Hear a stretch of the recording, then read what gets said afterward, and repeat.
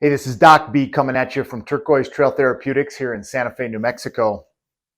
The next part of our discussion is how to open up some of the tight fibers in the pectoral group. The pectoral group is predominantly shortened, and what that does is it brings our shoulders forward into this forward shoulder position or shrugged or forward posture position, and those pecs get short and tight and kind of keep our shoulders there. So the first video is going to be a kind of a myofascial release technique with a lacrosse ball.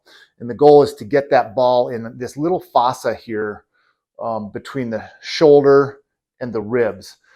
And we'll do some gentle movements on those trigger points to get those fibers to relax a little bit. Now, this doesn't need to be painful, but it should be a little bit uncomfortable. So finding those juicy trigger points is most useful when doing the myofascial release technique. It's a great self-care technique, and we give it to a lot of our patients here in the clinic. And then the second video is going to be ways to strengthen the musculature in the back between the shoulder blades and the spine, and then kind of underneath the shoulder blades, because essentially what we want to do is we want to take these forward shoulders and retract them or bring them back so they sit down and back on our rib cage. And what that does is it holds our shoulders in a more appropriate anatomical position to prevent pain and discomfort. So check these videos out. Thanks so much for watching. Okay, so now we're going to use a lacrosse ball. We're going to place it right in this divot where the pec minor and pec major live. The lacrosse ball will go in that space. Go ahead, Heather. The arm will come straight out. And first we'll just do little circular movements to kind of massage those fibers. And then after about 20 seconds, we'll bring that arm up overhead. And so essentially we're using the ball to pin those muscle fibers, and we're moving the fibers over top of the ball between the arm and the ball itself. And then another great way is to bend the elbow and just raise and lower.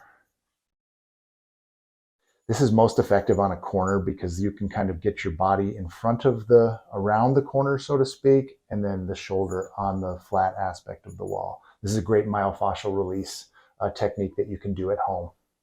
Okay, so if we're going to stretch the musculature in the front of the shoulders, we need to strengthen the musculature in the back of the shoulders. This is going to give us that scapular retraction, or it's going to bring our shoulder blades back towards our spine.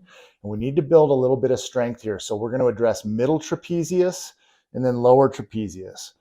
A great exercise that doesn't require any equipment are Ys and Ts. So we're going to start with the T. I'm going to ask Heather to bring her arms out in the shape of a T. Thumbs will be up.